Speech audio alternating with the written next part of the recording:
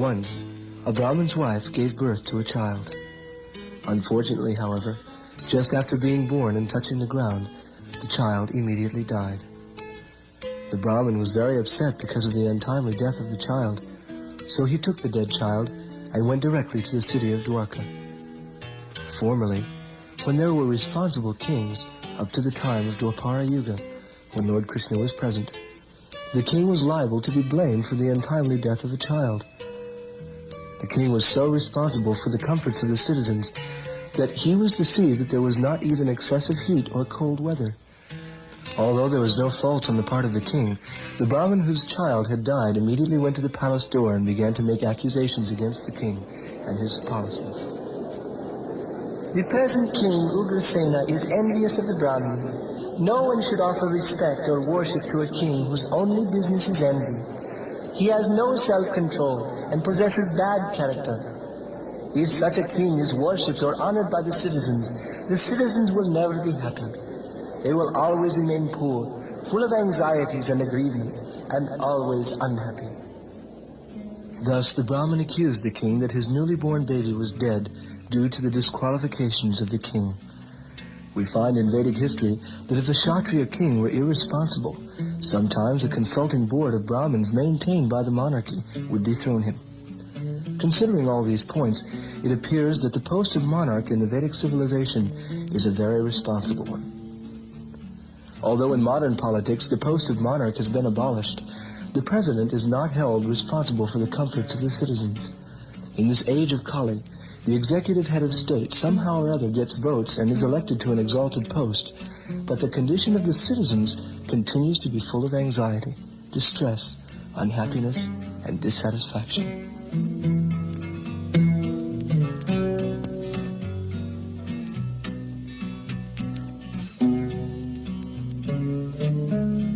The Brahmin's second child was also born dead, and the third also.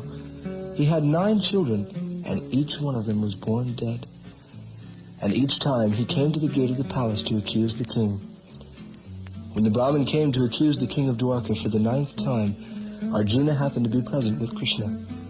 Upon hearing that a Brahmin was accusing the king of not properly protecting him, Arjuna became inquisitive and approached the Brahmin to find out why he was so upset. My dear Brahmin, why do you say that there are no proper Kshatriyas to protect the citizens of your country?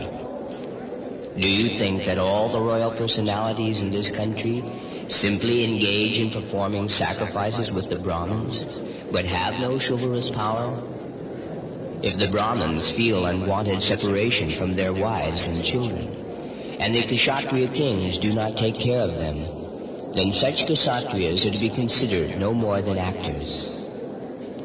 I promise that I shall give protection to your children. And if I am unable to do so, then I shall enter into blazing fire, so that the sinful contamination which has infected me shall be counteracted. My dear Arjuna, Lord Balaram is present, but he could not give protection to my children. Lord Krishna is also present, but he also could not give them protection. And there are so many other heroes, such as Prajna and Aniruddha, carrying bows and arrows, but they could not protect my children. I consider your promise to be like that of an inexperienced child. I cannot put my faith in your promise. Arjuna then understood that the Brahmin had lost all faith in Kshatriya kings. Therefore, to encourage him, while Lord Krishna and the others were listening, Arjuna spoke as if criticizing even his friend, Lord Krishna. My dear Brahmin, I am neither Sankarshan nor Krishna, nor one of Krishna's sons like Pradyumna or Aniruddha. My name is Arjuna, and I carry the bow known as Gandiva. You cannot insult me, because I have satisfied even Lord Shiva by my prowess when we were both hunting in the forest. I had a fight with Lord Shiva, who appeared before me as a hunter, and when I satisfied him by my prowess, he gave me the weapon known as Pasupatastra. Do not doubt my chivalry. I shall bring back your sons, even if I have to fight with death personified. When the Brahmin was thus assured by Arjuna in such exalted words, he somehow or other was convinced and thus he returned home. My dear Arjuna, please come now. When the Brahmin's wife was about to give birth to another child, the Brahmin began to chant, and, after hearing him, Arjuna immediately prepared himself by touching the sanctified water and uttering holy mantras to protect his bows and arrows from danger.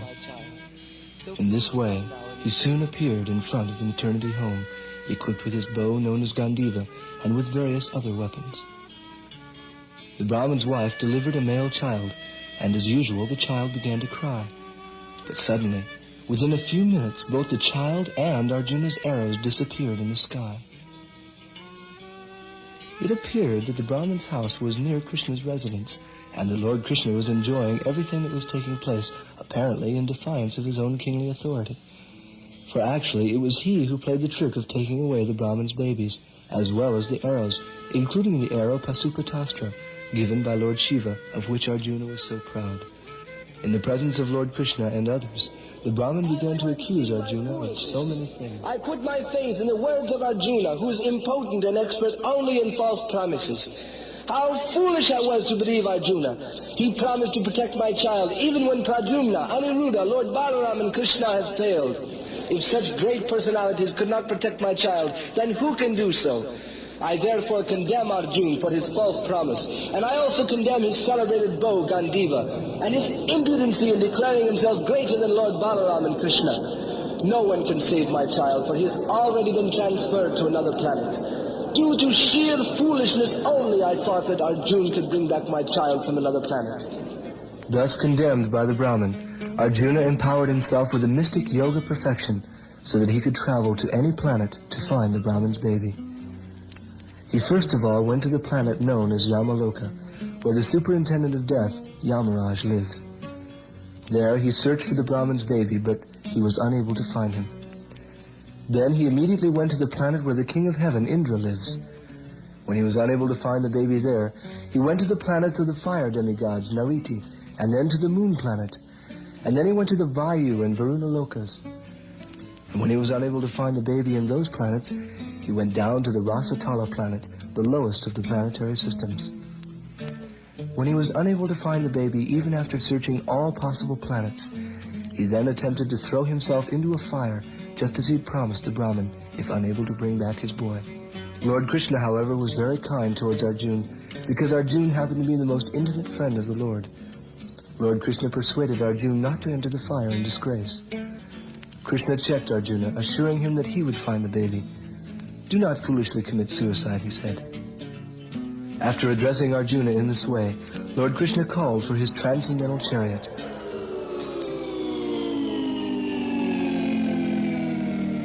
He mounted it along with Arjuna and began to proceed, crossing over many planetary systems.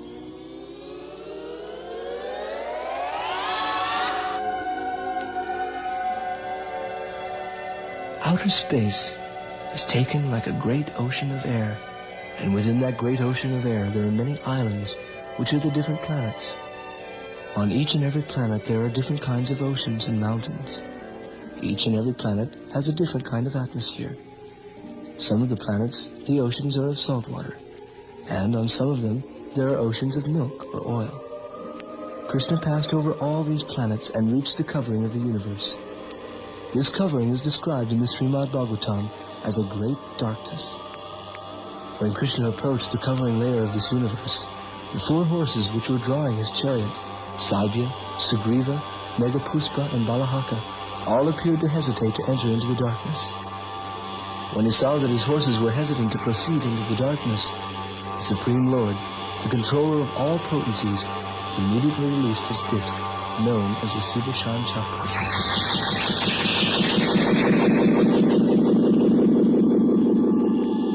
The disc illuminated the sky 1,000 times brighter than the sunlight. The darkness of the covering of the universe is also a creation of Krishna's, and the Sudarshan Chakra is Krishna's constant companion. Thus, the darkness was penetrated by his keeping the Sudarshan Chakra in front. In this way, Lord Krishna and Arjuna crossed over the great region of darkness, covering the material universes.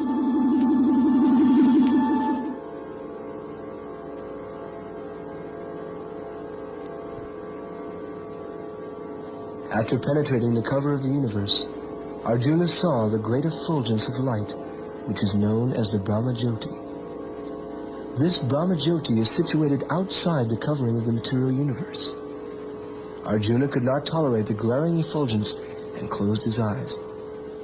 Krishna informed Arjuna, "My dear Arjuna, the glaring effulgence, this divine light which you are now seeing, is my own bodily rays. O chief of the descendants of Bharat, this Brahma-Jyoti is my very self." As the sun planet and the sunshine cannot be separated, similarly, Krishna and his bodily rays, the Brahma-Jyoti, cannot be separated. Thus, Krishna claimed that the divine light, or Brahma-Jyoti, is he himself. After this, Lord Krishna and Arjuna entered a vast, extensive spiritual water. This spiritual water is called the Karanava Ocean, or the Viraja, which means that this ocean is the origin of the creation of the material world. By the grace of Lord Krishna, Arjuna had the unique experience of being able to see this very beautiful Karana ocean. Accompanied by Krishna, Arjuna saw a large palace within the water. There were many thousands of pillars and columns made of valuable jewels, and the glaring effulgence of those columns was so beautiful that Arjuna became charmed by it. Within that space, Arjuna and Krishna saw the gigantic form of Anantadeva, who is also known as Sesha. Lord Anantadeva was in the form of a great serpent with thousands of hoods, and each one of them was decorated with valuable effulgent jewels which were beautifully dazzling. Each of Ananta's hoods had 2 eyes which appeared to be very fearful, and his body was as white as the mountaintop, which is always covered by snow. His neck was bluish, as were his tongues. Thus Arjuna saw the Seshanaga form of Anantadeva. And he also saw on that very soft, white body of Seshanaga, Lord Mahavishnu was lying very comfortably. He appeared to be all-pervasive and very powerful, and Arjuna could understand that the Supreme Personality of Godhead in that form is known as Mahavishnu. Arjuna saw that the bodily color of Mahavishnu was as dark as a new cloud in the rainy season. He was dressed in very nice yellow clothing. His face was always beautifully smiling, and his eyes, which were like the lotus petals, were very attractive. Lord Mahavishnu's helmet was bedecked with valuable jewels, and his beautiful earrings enhanced the beauty of the curling hair on his head. Lord Mahavishnu had 8 arms, all very long, reaching to his knees. His neck was decorated with the Kaustubha jewel, and his chest was marked with the symbol of Srivatsa, which means the resting place of the goddess of fortune. The Lord wore a garland of lotus flowers down to his knees. This long garland is known as a Vaijayanti garland. Although there was no necessity for Krishna to offer obeisances, still, because he is the master teacher, he taught Arjuna just how respect should be offered to Lord Mahavishnu. Seeing Krishna offering obeisances to Lord Mahavishnu, he immediately followed him and stood before the Lord with folded hands. After this, the gigantic form of Mahavishnu, greatly pleased, smiled pleasingly and spoke as follows. My dear Krishna and Arjuna, I was very anxious to see you both, and therefore I arranged to take the babies away from the Brahmin and keep them here just so that I could see you. I've been expecting you both for some time. You have appeared in the material world in order to minimize the force of the demoniac persons who burden your world. Now, after killing all these unwanted demons, you will please again come back to me. Although you are both complete in yourselves to protect the devotees and to annihilate the demons, and especially to establish religious principles in the world so that peace and tranquility may continue, still, you are teaching the basic principles of factual religion so that the people of the world may follow you and thereby become peaceful and prosperous. Both Lord Krishna and Arjuna then offered their obeisances to Lord Mahavishnu, and taking back the Brahmin's children, they returned to Dwarka by the same route which they had entered the spiritual world. All of the children of the Brahmin had duly grown up, and after returning to Dwarka, Lord Krishna and Arjuna delivered to the Brahmin all of his sons. Arjuna, however, was struck with great wonder after visiting the transcendental world by the grace of Lord Krishna. And by the grace of Krishna, Arjuna could understand that whatever opulence there may be within this material world is an emanation from him.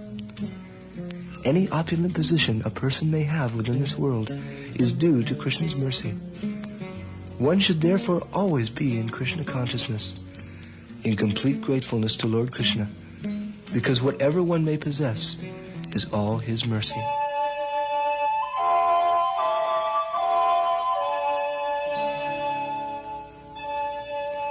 Arjuna's wonderful experience due to the mercy of Krishna is one of the many thousands of pastimes performed by Lord Krishna during his stay in the material world. They are all unique and have no parallel in the history of the world. All of these pastimes prove fully that Krishna is the Supreme Personality of Godhead. Yet, while he was present within the material world, he played just like an ordinary man possessing many worldly duties. His mission is to give protection to all the devotees and kill the demoniac kings. Therefore, he killed many hundreds and thousands of demons. Some of them he killed personally, and some of them were killed by Arjuna, who was deputed by Krishna. In this way, he established many pious kings at the helm of world affairs. Thus, by his divine arrangement, he created good government, and there ensued peace and tranquility.